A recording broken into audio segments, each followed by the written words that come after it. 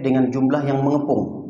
Jadi ini kondisi yang sangat membahayakan kaum muslimin. Tidak hanya serangan itu dari luar, yang lebih berbahayanya adalah pengkhianatan orang-orang Yahudi, di mana orang-orang Yahudi ini juga ikut bersekutu dengan para orang-orang kafir dari luar, sehingga kondisi kaum muslimin di Madinah sangat terdesak. Mereka dikepung dari luar dan dikepung juga dari dalam. Baik, tapi Allah Subhanahu wa taala menurunkan pertolongannya dengan cara Allah Subhanahu wa taala, di antaranya adalah salah satu pembesar dari suku Ghatafan, yang suku Ghatafan ini juga banyak menggerakkan massa. Jumlah massa yang digerakkan oleh Ghatafan ini kurang lebih 5 sampai 6 ribu. Kafir Quraisy saja jumlahnya ketika itu cuma 4 ribu. Kafir Quraisy yang permusuhannya tidak terhenti. Sampai Nabi Shallallahu Alaihi Wasallam pindah ke Madinah pun orang-orang Quraisy masih memusuhi Nabi, sehingga mereka menyiapkan pasukan 4.000. Nah, 6.000-nya lagi itu adalah kumpulan-kumpulan dari beberapa suku-suku, termasuk suku Ghatafan. Banyak jumlahnya dari Ghatafan. Nah, pembesar dari Ghatafan ini tiba-tiba masuk Islam tanpa sepengetahuan siapapun. Tidak tahu oleh orang-orang kafir Quraisy, bahkan kaumnya sendiri dari sama-sama suku Ghatafan pun tidak tahu bahwa pembesarnya ini masuk Islam. Siapa nama pembesarnya ini? Namanya Nuaim bin Mas'ud bin Amir. Inilah pembesar dari suku Ghatafan yang masuk Islam tadi, datang secara diam-diam menghadap ke Rasulullah, dan beliau pun menyatakan keislamannya. Ya Rasulullah, saya masuk Islam. Gak ada angin, gak ada badai, gak ada hujan, tiba-tiba datang ke Rasulullah secara diam-diam, sendirian menghadap ke Rasulullah dan mengikrarkan keislamannya. Lalu kemudian dia siap diperintah oleh Rasulullah untuk membantu peperangan ini. Rasul mengatakan, Anda sendirian masuk Islam. Sepertinya saya mau tempatkan di mana? Apa yang harus kamu lakukan? Akhirnya Rasul mengatakan, di akhir kalimat tersebut Rasul mengatakan, terserah kamulah, kamu di mana saja ditempatkan, terserah kamu. Saya tidak ingin menempatkan dan memerintahkan Anda pada satu perintah khusus. Terserah Anda bisa bantu dari sisi mana saja. Tapi ingat, kata Rasulullah, bahwa peperangan itu adalah khid'ah. Khid'ah itu tipu daya. Jadi boleh menipu dan boleh memperdaya di dalam peperangan ini. Jadi boleh juga berdusta di dalam peperangan. Nah, kalimat itulah yang kemudian dipegang oleh Nuaim, sehingga dia mengadu domba antara orang-orang kafir Quraisy, suku Ghatafan, dan orang-orang Yahudi Bani Quraisyah. Ternyata Bani Quraisyah yang harusnya bersatu padu dengan kaum muslimin. Kenapa orang-orang Yahudi harusnya bersatu padu dengan kaum muslimin? Karena mereka ini adalah orang lokalnya yang tinggal di Madinah. Sedangkan 10.000 ini datang dari luar. Kalau bahasa kita, dari luar itu penjajah. 10.000 ini mau menjajah kota Madinah. Harusnya berkewajiban untuk mengusir penjajahan itu tidak hanya muslim, siapapun yang tinggal di Madinah, termasuk orang Yahudi. Harusnya orang Yahudi juga ikut andil dalam pengusiran penjajahan ini. Tapi apa yang terjadi? Orang-orang Yahudi ini malah bersekongkol dan bersekutu dengan para penjajah ini untuk membumi hanguskan kaum muslimin yang ada di jantung kota Madinah. Disinilah Rasul Shallallahu Alaihi Wasallam kesalnya luar biasa kepada orang-orang Yahudi, pengkhianatan yang luar biasa yang dilakukan oleh orang-orang Yahudi. Nah, disinilah muncul perannya si Nuaim tadi, Nuaim bin Mas'ud tadi bin Amir. Apa yang dilakukannya? Dia datang ke Bani Quraisyah, dia datang ke petinggi-petingginya, pembesar-pembesarnya, lalu kemudian dia bertemu. Inti dari pertemuan itu, dia ingin mengadu domba dan mengatakan, wahai petinggi Yahudi, kalian ngapain sih ikut-ikutan dengan orang-orang kafir Quraisy? Ngapain kalian ikut bersekutu dengan kafir Quraisy? Kalian kan tahu sendiri posisi kalian. Posisi kalian ini, kalian tinggal di Madinah, kalian orang lokal. Mereka itu pendatang. Sekiranya kaum muslimin menang di dalam peperangan ini, orang kafir Quraisy, Ghatafan itu tinggal pergi aja meninggalkan Madinah, gampang bagi mereka. Sedangkan kalian, kalau kaum muslimin menang, kalian bisa bayangkan apa yang akan dilakukan Muhammad dan kaum muslimin kepada kalian. Apakah itu kalian pikirkan? Kata si Nuaim tadi. Si Nuaim ini memanfaatkan ketenarannya, kepemimpinannya. Memang orangnya dikenal. Nuaim ini dikenal di setiap kalangan. Tidak hanya di kalangan sukunya sendiri, bahkan di Quraisy pun kenal si Nuaim ini siapa. Tidak hanya Quraisy mengenal si Nuaim ini, orang-orang petinggi Yahudi pun kenal dengan si Nuaim ini. Makanya si Nuaim ini mengatakan gini aja, kalian kalau mau bergabung, bersekutu dengan pasukan musuh ini, pasukan orang-orang kafir Quraisy ini dan Ghatafan, minta saja jaminan kepada mereka. Apa jaminannya? Kami oke, ikut dengan kalian, tapi beri kami jaminan. Misalnya jaminannya apa? Kalau kami misalnya diusir dari Madinah, kami lari dari Madinah, ya kami ditampung dong. Jangan kami dibiarkan terlantar begitu saja. Misalnya begitu jaminannya. Nah, akhirnya si petinggi-petinggi Yahudi tadi pun merasa, oh iya ya, ini betul juga nih masukannya nih. Ngapain kita sibuk untuk mendukung satu pasukan besar, mereka ini pendatang. Ngapain kita sibuk mendukung mereka, sedangkan ancamannya sangat bahaya bagi komunitas Yahudi ketika itu. Baik, para hadirin dan hadirin oleh Allah Subhanahu wa taala. Ternyata si Nuaim ini tidak hanya berhenti sampai bertemu dengan pembesar dan petinggi Yahudi. Dia pun datang ke orang-orang Quraisy dan mengadukan hal yang tidak terjadi pada Quraisyah. Apa kata Nuaim? Wahai Quraisy, kalian tahu gak bahwa si Quraisyah itu, orang-orang Yahudi Quraisyah, mereka merasa menyesal memutuskan hubungan dengan kaum muslimin, melakukan pengkhianatan. Mereka menyesal gabung dengan kalian wahai Quraisy. Ada penyesalan pada diri mereka. Kaget orang-orang Quraisy ini. Berarti selama ini mereka hanya sekedar menipu saja Yahudi ini, kata si petinggi dan pembesar Quraisy. Akhirnya petinggi dan kafir Quraisy ini pun datang bertemu dengan petinggi Yahudi Bani Quraisyah tadi. Terjadilah pembicaraan, obrolan di antara mereka. Ternyata apa yang diisukan oleh Nuaim tadi benar adanya. Kenapa kok benar adanya? Karena memang tugas Nuaim ini untuk mengadu domba mereka tadi. Lalu kemudian ketika Quraisy minta kepada Bani Quraisyah, kalian kalau betul-betul mendukung kami, ada di pihak kami, kenapa kalian gak ikut terjun bersama kami berperang? Kalian kan punya senjata, punya pedang, punya apa, punya perisai, punya tentara. Masa kalian sekomplek gede begini, Bani Quraisyah, tidak punya tentara? Kenapa gak kirimkan ke kami? Oke lah, kalian tidak mau ikut bantu dalam segi tentara yang kalian kirimkan, ya minimal kalian mengirimkan makanan apa gitu sebagai bentuk solidaritas atau komitmen bahwa kalian ada di pihak kami. Lalu apa kata orang Yahudi ini? Baik, kami akan bantu kalian, tapi berikan kami jaminan. Beri kami jaminan. Disinilah kemudian petinggi Quraisy tadi berpikir, benar kata si Nuaim, mereka ini akan membantu dan menolong, ada di pihak kita kalau diberikan jaminan. Baik, si Quraisy tadi tentu tidak memberikan jaminan begitu saja. Si Bani Quraisyah pun melihat, wah ini benar dikatakan Nuaim bahwa Quraisy ini ingin berlepas diri, ingin memperdaya kami orang Yahudi, supaya kaum muslimin yang ada di Madinah terusir atau hangus dari bumi ini. Itu tujuan kafir Quraisy. Baik, tapi intinya mereka berdua ini punya kepentingan yang sama, yaitu ingin memusuhi kaum muslimin. Itu kepentingannya. Tapi adanya peran Nuaim tadi ini menjadikan pasukan koalisi tadi ini retak. Tidak hanya retak, tapi terpisah secara otomatis.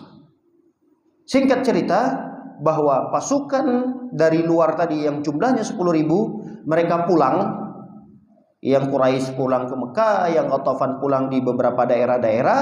Kenapa? Karena peperangan tersebut tidak terjadi karena ada tentara Allah Subhanahu wa taala yang Allah turunkan berupa angin yang kencang, anginnya kencang luar biasa, sehingga tenda-tenda orang-orang kafir Quraisy dan suku Ghatafan tadi hancur terbawa oleh angin tersebut. Dan mereka sudah mulai bosan karena sudah sekian hari, sekian bulan. Dalam satu riwayat diceritakan hampir sekitar 1 bulanan mereka mengepung kota Madinah, tapi belum ada hasil. 1 bulan. Kenapa belum ada hasil? Karena mereka terhalangi oleh parit tadi. Mereka nggak bisa ngapa-ngapain. 1 bulan cuma berada di tempat itu, berada di kemah.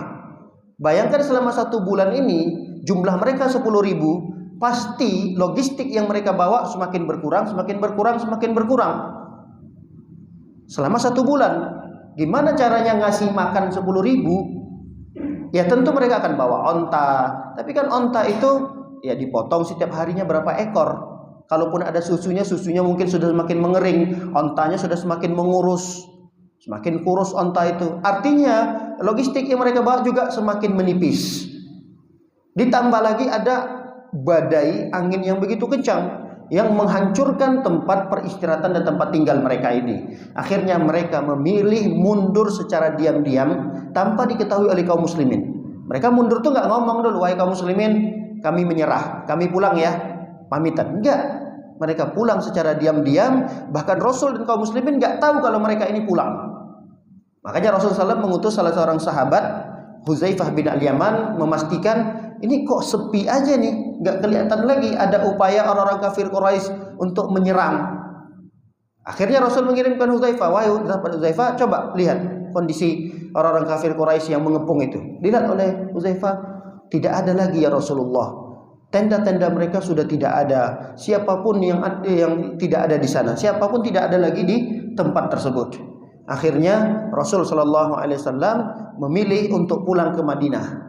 Jadi dari Khandaq itu terjadi peristiwa Khandaq itu tidak jauh dari kota Madinah, kurang lebih 3-4 km. Jadi Rasul pun meninggalkan Khandaq tadi karena memang 10.000 dari kafir Quraisy itu dan suku koalisi yang lainnya telah meninggalkan kota Madinah. Baik, ketika Nabi SAW sampai di rumah ingin beristirahat. Yang tadinya Nabi memakai helm, yang tadinya Nabi memakai baju besi, itu sudah mulai dibuka oleh Rasulullah SAW karena mau bersih-bersih. Ketika itu Rasulullah SAW jatah nginapnya di rumah Ummu Salamah. Masuklah Nabi SAW ke rumah Ummu Salamah. Lalu kemudian itu di waktu zuhur, kata para ulama. Di waktu zuhur Nabi ingin mandi di rumahnya Ummu Salamah. Lalu tiba-tiba datang Jibril alaihissalam. Jibril menyampaikan kepada Nabi Muhammad SAW, awaqad wada'tas silah. Kata Jibril, wahai Muhammad, apakah engkau ingin meletakkan senjata-senjatamu? Apakah engkau ingin menggantungkan pedangmu? Begitulah bahasa kita. Apakah engkau ingin meletakkan senjatamu? Fa innal malaika lam tadha aslihatahum. Sesungguhnya para malaikat belum meletakkan senjata mereka. Artinya peperangan belum selesai. Jangan dikira peperangan ini sudah selesai, wahai Muhammad, kata malaikat Jibril. Menegur Nabi Muhammad SAW ketika itu. Nabi sudah ingin buka peralatan-peralatan yang beliau gunakan di saat berperang. Itu sudah mulai dibuka-buka oleh Nabi SAW. Pedangnya sudah mulai disimpan pada tempatnya. Datang Jibril mengatakan, engkau sudah mau selesai peperangan? Ini masih belum selesai ini peperangan. Kaget Rasulullah, peperangan apa lagi nih? Lalu kemudian Jibril pun melanjutkan ucapannya, wa ma raja'tal an illa min talabil qaum fanhad biman ma'aka ila bani Quraidzah. Tidaklah kamu sekarang pulang ke rumahmu wahai Muhammad kecuali karena permintaan dari kaummu. Baik, fanhad biman ma'aka ila bani Quraidzah. Sekarang bangkit wahai Muhammad. Udah mau duduk Rasulullah, mungkin kalau bahasa kita udah mau tidur-tiduran Rasulullah, mau istirahat, disuruh bangkit lagi oleh Jibril. Bangkit wahai Muhammad dan pergi bersama orang-orang ke Bani Quraidzah. Bani Quraidzah tadi adalah suku Yahudi. Jadi saya gambarkan sedikit tentang suku Yahudi ini di Madinah. Mereka ada 3 suku besar. Yahudi ini banyak komunitasnya. Mereka sudah lama ratusan tahun tinggal di Madinah, yang dulu namanya Yasrib. Kenapa kok mereka ini berbondong-bondong tinggal di Madinah, tinggal di Yasrib? Karena mereka tahu melalui kitab mereka, mereka hafal betul bahwa Rasul terakhir diutus itu ada di satu kota yang banyak pohon kormanya, banyak kebun kormanya.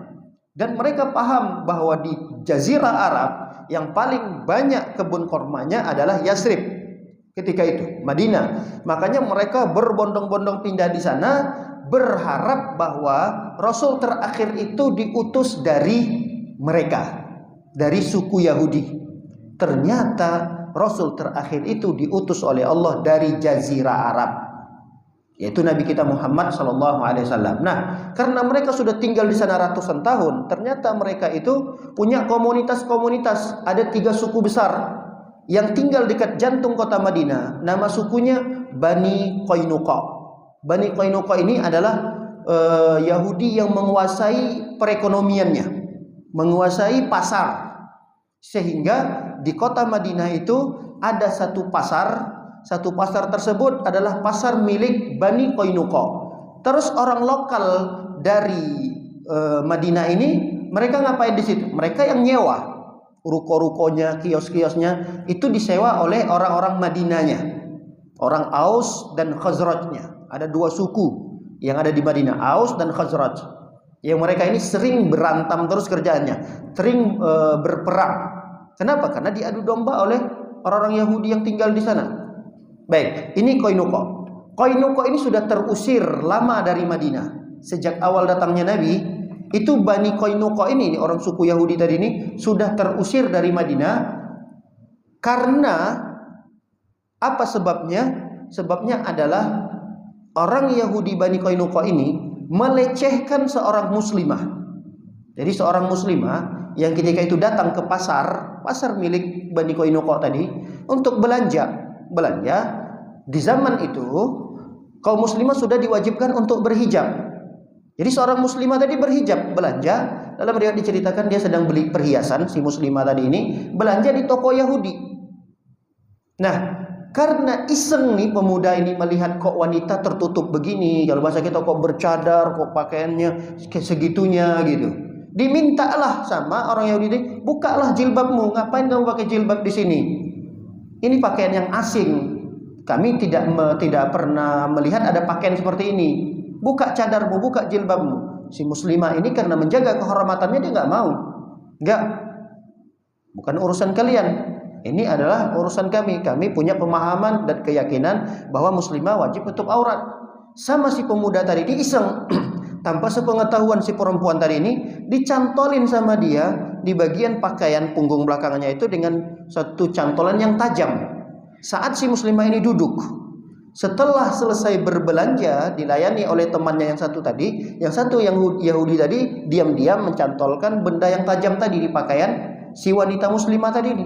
Secara otomatis ketika si muslimah ini bangun, itu pakaiannya robek sebegitu besar sehingga si aurat perempuan ini terlihat karena bajunya robek. Si muslimah ini nggak terima, dia teriak dia karena histeris melihat auratnya terlihat begitu. Akhirnya si pemuda dari seorang muslim tidak terima karena seorang muslimah dilecehkan di tempat kerayakan ramai. Si muslim ini nggak terima. Akhirnya dia lompat, kemudian dia serang si pemuda, melecehkan si wanita muslimah tadi ini, si Yahudi tadi, dihajar sama si muslim ini sampai mati tuh si Yahudi. Nah, si Yahudi satu orang tadi mati tidak terima oleh teman-teman si komunitas Yahudi yang lain. Dikeroyoklah si seorang muslim tadi ini. Ternyata si muslim tadi ini pun meninggal dunia. Peristiwa ini sampailah ke Rasul sallallahu alaihi wasallam. Akhirnya Rasul dan kaum muslimin gak terima. Nabi membuatlah satu pasukan untuk menyerang Bani Qainuqa. Bani Qainuqa ini dikepung oleh Rasul dan para kaum muslimin ketika itu, tapi tidak terjadi pertumpahan darah.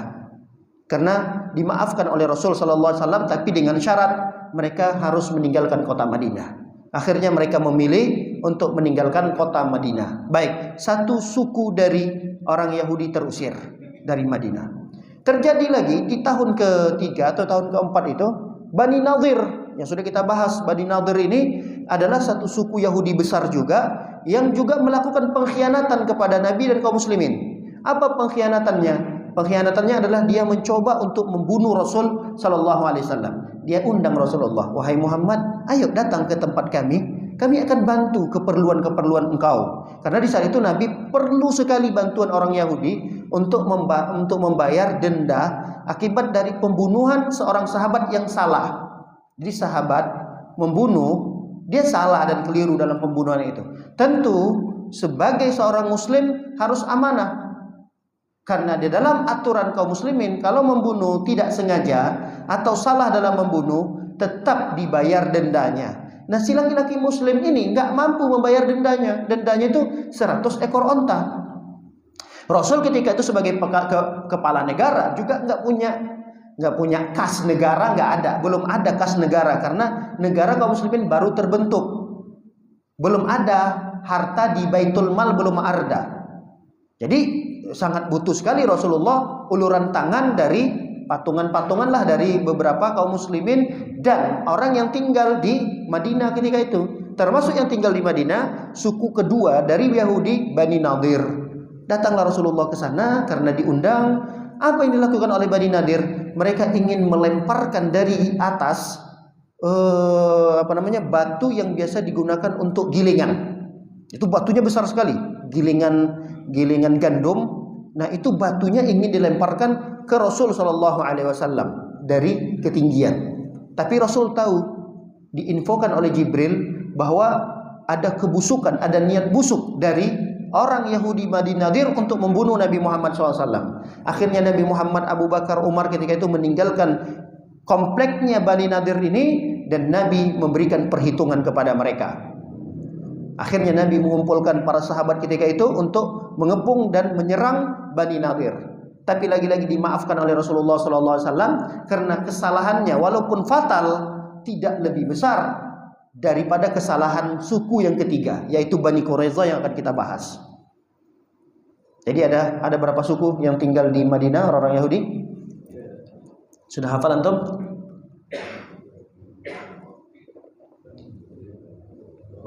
Siapa aja? Bani Qainuqa, Bani Nadir, dan Bani Quraiza. Dua suku besar yang pertama sudah terusir. Kemana mereka? Mereka lari ke Syam. Ke Syam itu dulu 4 negara. Yang pertama adalah Palestina, Suriah, Yordan, Libanon. Dulu 4 negara ini disebut dengan Syam. Mereka pun meninggalkan Madinah ketika itu dan pergilah ke Syam. Makanya sekarang banyak orang Yahudi itu di Palestina. Yang saat ini kita ketahui mereka menghancurkan, membunuh kaum muslimin yang ada di Palestina. Nah, itulah yang sekarang mereka keributan-keributan yang mereka lakukan sekarang di Palestina. Kalau dulu mereka buat keributan itu ya di Madinah ini, di Yasrib. Tapi ketika datang Rasul dan orang-orang muhajirin ketika itu, mereka tidak berkutik lagi. Karena Nabi SAW punya strategi lebih hebat daripada mereka. Dulu mereka bisa menguasai Madinah ini dari segala aspeknya, mereka kuasai. Dari ekonominya, politiknya, semua dikuasai oleh orang-orang Yahudi ini. 3 suku besar ini. Tapi ketika datang Rasulullah dan orang-orang muhajirin pergi ke Madinah, orang-orang lokal Madinah sudah lagi tidak terperdaya dengan omongan-omongan Yahudi ini. Mereka sudah patuh dan taat kepada Rasul sallallahu alaihi wasallam. Makanya 2 suku besar sudah terusir. Tinggal 1 lagi. Kenapa dikepung mereka ini oleh Rasul sallallahu alaihi wasallam, dan Jibril tadi mengingatkan kepada Rasulullah, "Wahai Muhammad, kok kamu sudah meletakkan senjatamu? Malaikat saja belum meletakkan senjatanya." Artinya masih ada peperangan, belum selesai peperangan. Baik, Rasul pun ketika itu mengumandangkan suatu pengumuman dengan suaranya yang lantang. Nabi mengatakan dalam satu hadis, Rasul sallallahu alaihi wasallam pun mengajak kaum muslimin ketika itu, yang dengar kata Nabi, maka taati. Lalu Nabi mengatakan, "Fala yusalliyanna al-'asra illa bi Bani Quraiza." Hadis ini sangat populer sekali di telinga kita, di mana Rasulullah SAW memerintahkan sahabatnya ketika itu untuk tidak sholat asar, karena ini kejadiannya zuhur nih. Rasul diminta oleh Jibril untuk berangkat lagi berperang. Sholat zuhur selesai, lalu kemudian setelah habis sholat zuhur, Nabi pun mengumumkan kepada para sahabat ketika itu, "Fala yusalliyanna ahadukumul asra illa bi Bani Quraiza." jangan salah seorang di antara kalian sholat asar kecuali di Bani Quraidah. Nah, apa yang kemudian dipahami oleh para sahabat-sahabat ketika itu? Karena para sahabat ada yang duluan. Jadi berbondong-bondong, berkelompok-kelompok, bergrup-grup kalau bahasa kita. Grup pertama, grup kedua, grup ketiga jalan. Nah, pesan Nabi SAW kepada sahabat ketika itu, jangan sholat asar kecuali di Bani Quraidah. Lalu kemudian ada dua pemahaman sahabat ketika itu dalam memahami hadis ini. Jadi pemahaman ini terbagi kepada dua. Pertama, ada sahabat yang memahami secara tekstual dari perintah Rasul sallallahu alaihi wasallam, sehingga mereka tidak sholat asar kecuali sampai di Bani Quraidah. Secara tekstual Rasul mengatakan jangan kalian sholat asar kecuali di Bani Quraidah. Sesampainya mereka di Bani Quraidah itu sudah waktu Isya, bahkan Isya sudah hampir selesai, sudah pertengahan malam ternyata mereka sampai di Bani Quraidah. Akhirnya mereka mengerjakan sholat asar itu ya di waktu Isya, karena begitu perintah Rasulullah, jangan kalian sholat kecuali di Bani Quraidah. Akhirnya mereka sholat maghrib, sholat Isya, sholat asarnya di Bani Quraidah, di komplek perkumpulan Bani Quraidah tadi. Nah, sebagian kaum muslimin, ini kelompok kedua. Kelompok kedua memahami hadis Nabi itu bukan maksudnya Nabi melarang kita untuk sholat di jalan. Ya karena udah masuk waktu asar, kita sholat asar. Kalau kita lanjutkan perjalanan, waktu asar habis. Nggak mungkin sholat asar bi ba'di khulafaihim minal muslimin. Sebelum Nabi Muhammad menetapkan hukuman kepada Bani Quraidah tadi, mereka minta izin dulu agar kami ini orang Yahudi pertemukan dengan petinggi-petinggi yang kami dulu pernah bekerja sama dengan mereka sebelum masuk Islam. Nah, ternyata tiga suku Bani Yahudi tadi itu ternyata mereka itu punya kerjasama dengan penduduk lokalnya. Jadi suku Aus, suku Khazraj itu, kalau Aus dia kerjasamanya dengan suku Bani Quraidah. Nah, Bani Nadir mereka ini bekerja sama, bersekutu dengan Khazraj. Makanya Aus dan Khazraj ini selalu berantem karena memang yang dikendalikan oleh dua Yahudi besar ini tadi. Makanya tidak pernah berkembang orang lokalnya di Madinah ketika itu. Tidak pernah menjadi pemimpin di negeri sendiri. Kenapa? Karena dikendalikan oleh dua suku besar Yahudi tadi. Mereka ini tidak pernah berperang. Dua suku Yahudi tadi, Quraidah dengan Bani Nadir tadi, gak pernah berperang angkat senjata. Mereka nongkrong, mereka ngopi, mereka duduk, mereka dengan santainya, mereka nyaman lah antara mereka, walaupun mereka punya dua suku yang besar berbeda, tapi di bawah naungan Yahudinya.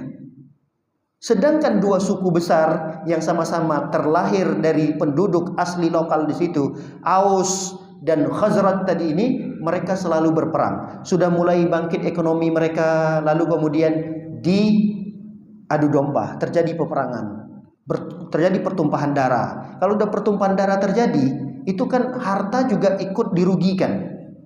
Biaya pengobatannya, biaya ini, kemudian belum lagi pasar hancur dan seterusnya. Nanti mulai aman lagi mereka, Aus dan Khazraj ini, terlihat lagi ekonomi yang sudah semakin bagus, di adu domba lagi. Itulah yang terjadi terus menerus sampai kemudian datang Nabi Muhammad SAW di Madinah tersebut. Nah, singkat cerita, si orang Yahudi tadi minta, adalah negolah dengan Nabi Muhammad. Wahai Muhammad, sebelum engkau menjatuhkan hukuman kepada kami, izinkan kami untuk bertemu dengan pembesar-pembesar dari suku Aus. Karena Quraidah dengan Aus dulu sebelum mereka masuk Islam ini CS lah bahasa kita. Mereka ini CS-an lah gitu. Nah, tolong pertemukan kami. Akhirnya Nabi SAW mengutus Abu Lubabah namanya, pembesar dari suku Aus ketika itu. Namanya Abu Lubabah. Abu Lubabah ini diutus oleh Rasulullah.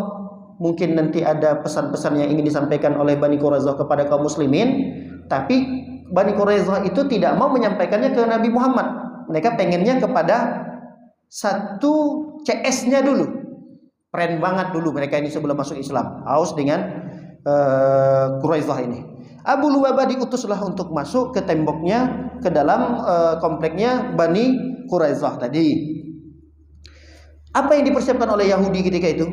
Yahudi, Masya Allah, ini lah cerdasnya orang Yahudi. Dia siapkan perempuan-perempuan yang banyak di sekitar itu, anak-anak. Perempuan-perempuan itu disuruh nangis semuanya. Anak-anak itu dilihatkan wajah sedihnya, tidak tampak bermain dan seterusnya. Masuklah Abu Lubabah dalam kondisi seperti ini. Muncullah rasa kasihan yang luar biasa pada Abu Lubabah melihat perempuan-perempuan, anak-anak gitu. Kasihan Abu Lubabah melihat kondisi orang Yahudi ketika itu. Baik, disambutlah oleh petinggi-petinggi Bani Quraisyah tadi. Dalam kondisi anak-anak menangis, ibu-ibunya menangis. Wa farraqa lahum wa qalu ya Aba Lubabah. Mulai petinggi Yahudi tadi menyampaikan pesannya kepada Abu Lubabah. Wahai Abu Lubabah, atara an nanzil ala hukmi Muhammad? Bagaimana pendapatmu wahai Abu Lubabah? Kami ini sudah tidak ada pilihan lagi. Kalaupun ada pilihannya berat-berat sekali. Seperti yang ditawarkan oleh Ka'ab bin Asad. Kami gak punya pilihan. Nah, bagaimana pendapatmu wahai Abu Lubabah? Apakah kami harus ikut hukumnya Muhammad? Pokoknya apa yang ditetapkan Muhammad, udah kami pasrah aja lah udah. Gimana menurutmu wahai Abu Lubabah? Kata Abu Lubabah, ikuti hukum Muhammad. Ditanya oleh petinggi Yahudi tadi, kalau boleh tahu, coba kamu bocorkan dulu kepada kami. Kira-kira hukuman apa yang akan dijatuhkan oleh Muhammad kepada kami? Si Abu Lubabah menjelaskan dengan isyarat hukuman yang akan ditetapkan oleh Muhammad kepada kalian dengan isyarat. Beliau tidak ngomong. Dengan isyarat cuma apa maksudnya?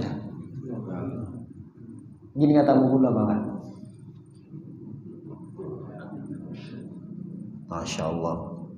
Isyarat yang luar biasa dari Abu Lubabah, nggak banyak ngomong. Dia melihat kondisi seperti itu, dia kira Abu Lubabah kasihan nih melihatnya. Akhirnya dia pun bertanya. Mereka ini bertanya. Ya sudah, kami akan ikut hukum yang ditetapkan Muhammad, tapi pengen tahu nih apa kira-kira.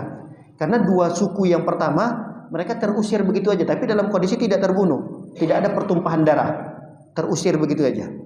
Tapi Quraisyah ini Rasul nggak bisa memaafkannya, karena pengkhianatan mereka ini sangat amat berbahaya sekali. Bisa jadi ribuan kaum muslimin yang tinggal di jantung kota Madinah habis akibat dari pengkhianatan mereka ini. Jadi bukan main-main pengkhianatan mereka ini. Makanya Rasul SAW tidak mau bernego-nego lagi dengan suku Yahudi yang satu ini. Kalau yang pertama Qainuqa Bani Nadir tadi, memang pengkhianatan yang dilakukan oleh mereka fatal, tapi masih dimaafkan oleh Rasulullah SAW. Tapi kalau yang ini udah nggak ada kata maaf lagi dari Nabi SAW. Setelah selesai, si Abu Lubabah ini pun keluarlah dari temboknya, dari kompleknya Quraisyah tadi, dalam kondisi beliau menyesal sesesal-sesalnya. Bahkan beliau ketika itu menghukum dirinya sendiri, Abu Lubabah tadi ini, dengan mengikatkan dirinya di salah satu tiang di Masjid Nabawi. Dulu belum tiang-tiang seperti ini, pilar-pilar begini, tapi dulu tiangnya dari pelepah-pelepah, bukan dari pohon-pohon korma, batang-batang korma itu dimatikan bagian atasnya, lalu kemudian itu dijadikan tiang-tiang seperti ini. Baik. Nah, Abu Lubabah mengikat dirinya di salah satu pilar atau tiang pohon korma tadi. Sampai dalam riwayat diceritakan 5-6 hari beliau mengikat dirinya, dan beliau minta ampun kepada Allah dan tidak akan membuka dirinya kecuali setelah diterima taubatnya oleh Allah Subhanahu wa taala dan dimaafkan oleh Rasul sallallahu alaihi wasallam.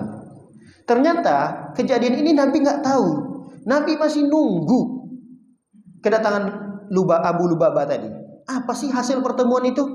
Ternyata Abu Lubabah tidak melaporkan ke Rasul sallallahu alaihi wasallam karena Abu Lubabah merasa bersalah. Apa kesalahan yang dirasakan oleh Abu Lubabah ini? Abu Lubabah ini ternyata memberikan fatwa satu yang tidak dikatakan oleh Rasul sallallahu alaihi wasallam. Ternyata sampai detik ini sampai detik Lubabah diutus ke Bani Quraisyah, Nabi belum menjelaskan kepada satupun para sahabat, masih dirahasiakan oleh Rasul sallallahu alaihi wasallam, apa hukuman yang akan ditetapkan oleh Rasulullah kepada suku Bani Quraisyah ini. Nabi hanya memerintahkan para sahabat untuk mengepung. Itu perintah Rasulullah, kepung Bani Quraisyah. Belum ada perintah Rasulullah untuk menyerang, untuk membunuh. Belum ada. Berarti yang menetapkan hukuman kepada Bani Quraisyah tadi dengan isyarat begini, itu dari siapa? Abu Lubabah sendiri. Paham ini maksudnya? Ini kan pandai-pandaiannya si Abu Lubabah, berarti kan ya. Mengatakan kalian nanti, begitulah bahasanya. Ternyata isyarat itu menjadikan diri Abu Lubabah menyesal sesesal-sesalnya, dan ketika itu beliau ingin bertobat pada Allah Subhanahu wa taala, tapi beliau nggak tahu gimana cara bertobatnya. Karena ini kesalahan yang besar sekali nih. Lalu kemudian beliau mengikat dirinya di batang korma tadi, dan beliau beliau minta istrinya yang mengikatkan, kemudian berpesan kalau waktu sholat dibukakan. Waktu sholat dia sholat, tapi nanti sambil sholat diikatkan lagi. Kata Rasulullah sallallahu alaihi wasallam ketika tahu apa yang dilakukan Abu Lubabah, karena Rasul kan masih sibuk di Quraisyah, dia pulang ke Madinah, nggak ketemu dengan Rasulullah. Rasul masih menanti kabar itu. Ternyata Rasul baru kemudian tahu bahwa si Abu Lubabah melakukan kesalahan yang menyebabkan dia ingin bertobat kepada Allah Subhanahu wa taala, pulang dia ke Madinah. Baik, para hadirin dan hadirin oleh Allah Subhanahu wa taala, apa kata Nabi sallallahu alaihi wasallam karena keterlambatan Abu Lubabah ini? Ternyata Abu Lubabah bukan terlambat, tapi beliau pergi pulang ke masjid. Nabi pun mengatakan, "Amma innahu law ja'ani la astaghfartu lahu." Sekiranya Abu Lubabah ini datang kepadaku dan minta maaf, aku akan mintakan kepada Allah agar Allah mengampuninya. Tapi Abu Lubabah karena malu dia kepada Nabi Muhammad, dia nggak mau ketemu dengan Nabi Muhammad. Tapi kata Nabi Muhammad, kalau si Abu Lubabah ini datang, maka aku akan bersedia minta kepada Allah agar diampuni Abu Lubabah ini. Amma id qad fa'ala ma fa'ala fama ana billadzi utliquhu min makanihi hatta yatuballahu alaihi. Adapun apa yang sudah dia lakukan, dia mengikat dirinya di batang korma tadi, aku tidak bisa berbuat apa-apa kata Nabi Muhammad, sampai Allah yang memutuskan itu. Kalau Allah menerima taubatnya, aku sendiri yang akan membuka ikatan itu. Tapi Rasulullah tahu hari pertama, tahu hari kedua, Abu Lubabah menghukum dirinya sendiri, Nabi Muhammad gak bisa ngapa-ngapain. Udah, Nabi Muhammad fokus di Bani Quraisyah tadi, baru kemudian nanti turunlah wahyu yang menjelaskan tentang Allah menerima taubatnya Abu Lubabah tadi. Baik, para hadirin dan hadirin oleh Allah Subhanahu wa taala, Abu Lubabah yang yang tadi sudah diutus untuk bertemu dengan orang Yahudi, namun sebenarnya Yahudi ini sudah bosan dengan kondisi mereka ini dikepung. Sudah bosan sekali. Kalaupun mereka mau bertahan, masih bisa sebenarnya mereka untuk bertahan beberapa bulan ke depan lagi. Tapi kondisi di boykot seperti itu, boykot di sini bukan boykot hanya tidak boleh ngapa-ngapain, ya keluar pun nggak bisa ngapa-ngapain gitu. Mereka hanya beraktivitas di dalam komplek mereka aja. Akhirnya dengan kondisi yang mereka tidak tahan lagi, dengan kondisi seperti ini, walaupun mereka memiliki persiapan yang sangat hebat sekali, tapi tentu kaum muslimin juga tidak akan bersabar dengan kondisi ini. Ditambah lagi memang saat itu musim dingin. Musim dingin itu kan bawaannya lapar terus kan ya? Iya atau tidak? Anda kalau musim dingin pengennya makan nggak? Mungkin makan terus kerjaannya. Nah, ini kondisinya kaum muslimin ketika itu musim dingin, kelaparan dan seterusnya. Pasti kaum muslimin juga tidak sabaran menunggu apa yang akan dilakukan orang Yahudi ini. Rasul juga pengen menunggu mereka ini nyerang gitu. Karena prinsipnya kaum muslimin itu nggak pernah menyerang duluan. Tapi orang Yahudi ini kelihatannya anteng-anteng juga gitu. Akhirnya apa yang kemudian dilakukan oleh kaum muslimin ketika itu, Rasul sallallahu alaihi wasallam memerintahkan dua sahabat dua sahabat yang diamanahkan oleh Rasul sallam, yaitu Ali bin Abi Thalib dan Zubair bin Al-Awwam. Nah, dua ini diutus oleh Nabi sallallahu alaihi wasallam yang untuk memberikan motivasi kepada kaum muslimin ketika itu, sehingga Ali bin Abi Thalib berteriak menyeru dengan suara yang begitu tinggi. Beliau mengatakan, ya katibatal iman, wallahi la adzuqanna ma dzaqa Hamzah aw la aftahanna hisnahum. Kata Ali bin Abi Thalib, wahai para prajurit-prajuritku, karena Ali ketika itu diangkat menjadi sebagai pemimpinnya. Mungkin pemimpin batalion apalah kalau bahasa kita sekarang. Nah, itu Ali diangkat sebagai pemimpin itu. Dulu kalau pemimpin itu dia yang bergerak di depan. Beda kalau pemimpin-pemimpin tentara sekarang. Yang bergerak di depan itu siapa? Prajurit-prajuritnya. Pulang nanti prajuritnya dalam kondisi cedera, ada yang mati. Yang naik pangkat siapa? Yang naik pangkat ya pemimpinnya. Itu beda sekali kalau dulu. Kalau dulu memberikan contoh yang betul-betul bagus, pemimpin itu yang maju di depan. Nah, Ali mengatakan sebagai pemimpinnya, kata Ali bin Abi Thalib, wallahi, demi Allah, la adzuqanna, aku sungguh akan merasakan seperti yang pernah dirasakan oleh Hamzah. Apa maksudnya? Bisa jadi aku akan mati nih, dan kematianku bisa jadi seperti Hamzah, dicabik-cabik, hancurlah. Atau aku akan bukakan tembok ini buat kalian. Kata Ali, berarti dia ingin menerobos sendirian, masuk, mungkin minta bantuan para sahabat-sahabat, prajurit-prajuritnya, lemparkan aku, mungkin begitulah, dilemparkan untuk bisa masuk ke dalam komplek tadi. Antara dua pilihannya, mati seperti Hamzah atau saya berhasil membukakan pintu gerbang, karena pintu gerbangnya itu tidak mudah untuk dibukakan. Itu pilihannya, mati atau aku akan bukakan buat kalian dan kalian bisa masuk ke dalam tembok tersebut. Baik, para hadirin dan hadirat dari Allah Subhanahu wa taala,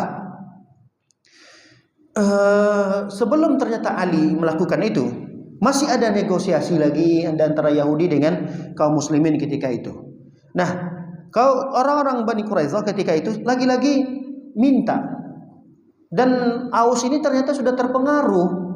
Aus tadi yang sudah masuk Islam, karena mereka dulu CS banget nih, Aus dengan Bani Quraisyah ini CS banget. Kalau apa-apa kebutuhan Aus ini diberikan oleh Yahudi, seakan-akan Aus ini merasa berhutang budilah dengan Yahudi ini. Melihat istri-istri mereka nangis, anak-anak mereka, akhirnya suku Aus yang sudah masuk Islam tadi ini, datanglah mereka menghadap ke Rasulullah SAW agar orang-orang Bani Quraisyah dimaafkan saja. Ya Rasulullah, lakukanlah kepada Bani Quraisyah ini sebagaimana engkau telah melakukan kepada Bani Qainuqa, Bani Nadir. Mereka usir saja dari Madinah. Akhirnya Nabi SAW, karena ini permintaan para sahabat-sahabat sendiri, Nabi tidak bisa memberikan keputusan itu. Lagi-lagi Nabi belum memberikan keputusan dan hukuman apa yang akan diberikan kepada Bani Quraisyah ini. Tapi Masya Allah, Nabi karena menghargai sahabat-sahabatnya tadi, Nabi pun menawarkan kepada sahabatnya, ala tardawna an yahkum fihim rajulun minkum. Begini aja lah kalau begitu, kalian ridho enggak, rela enggak kalian yang akan memutuskan hukuman ini adalah orang yang berasal dari satu suku dengan kalian, dari Aus juga. Udah, kalian datang kepada mereka, kepada orang ini. Nah, siapa kira-kira orang yang dimaksud ini? Kata Rasulullah, terserah kalian yang nunjuk.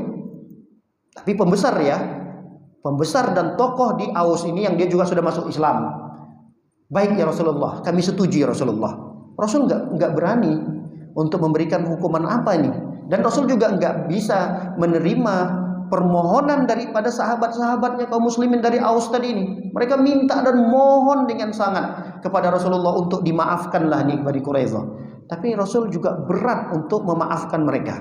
Akhirnya Nabi menawarkan begini aja, kalian tunjuk satu orang pembesar dan petinggi Aus yang sudah masuk Islam. Nah, satu orang inilah yang akan memutuskan hukuman apa yang akan diberikan kepada Bani Quraisyah ini, supaya adil. Jangan Nabi Muhammad SAW. Udah, kalian tunjuk siapa kira-kira orang yang kalian setujui dan kalian rela dengan keputusannya. Lalu kemudian dicarilah oleh mereka. Dan Nabi menawarkan ketika itu, kata Nabi, gimana kalau menurut saya nih, kata Nabi, kalian datang saja kepada Sa'ad bin Mu'adz, sahabat Nabi dari dari suku Aus tadi. Bagaimana menurut kalian kalau yang menetapkan hukuman itu adalah Sa'ad bin Mu'adz? Mereka suku Aus yang berkumpul tadi, ratusan jumlahnya, mengatakan, "Radina ya Rasulullah, kami patuh dan kami rela bahwa yang memutuskan itu adalah Sa'ad bin Mu'az." Sa'ad bin Mu'az ketika itu tidak ada di tembok sekitaran Bani Quraidah. Kenapa tidak ada? Karena Sa'ad bin Mu'az ini sedang cedera parah akibat daripada peperangan Khandaq yang baru saja selesai beberapa bulan yang lalu. Dia terkena anak panah di bagian lengannya, tapi pendarahan terus, tidak berhenti-berhenti. Bahkan dalam satu riwayat Rasulullah mengobatinya dengan cara mengkainya. Tahu kai? Kai itu dengan cara dibakar, besi itu dibakar, lalu kemudian ditempelkan di tempat yang luka. Itu dilakukan oleh Nabi, tapi ternyata tetap tidak sembuh, darahnya tetap keluar, sehingga pendarahan terus terjadi. Si Sa'ad bin Mu'az ini tidak bisa ikut bergabung dengan Rasul Shallallahu Alaihi Wasallam. Akhirnya didatangkanlah Sa'ad bin Mu'az ini dari tempat peristirahatnya dalam kondisi masih sakit, dinaikkanlah dia di atas keledai untuk didatangkan di dekat temboknya Bani Quraidah tadi. Disambutlah oleh orang Aus ini untuk diturunkan Sa'ad bin Mu'az tadi untuk mendengarkan. Karena Sa'ad bin Mu'az nggak tahu, ternyata beliau didatangkan di situ untuk menjadi penentu apa kira-kira keputusan Sa'ad bin Mu'az, dan semua orang pasti akan patuh. Yang menjadi keputusan Sa'ad bin Mu'az karena ini adalah amanah yang disampaikan oleh Rasulullah untuk Aus, dan diangkatlah Sa'ad bin Mu'az tadi sebagai penentu hukuman yang akan dijatuhkan kepada Bani Quraidah ini. Baik, kira-kira apa yang akan ditetapkan oleh Sa'ad bin Mu'az pada Bani Quraidah ini? Bapak-bapak, apa? Baik, untuk jawabannya kita akan lanjutkan insyaallah pada pertemuan yang berikutnya. Apa kira-kira keputusan yang akan ditetapkan oleh Sa'ad bin Mu'az? Insyaallah kita akan lanjutkan pada pertemuan yang berikutnya. Demikian kajian kita pada kesempatan pagi yang berbahagia ini. Kita tutup dengan wasallallahu nabiyana Muhammad wa ala alihi wasallam ajmain. Subhanakallahumma wa bihamdika asyhadu an la ilaha illa anta astaghfiruka wa atubu ilaik. Assalamualaikum warahmatullahi wabarakatuh.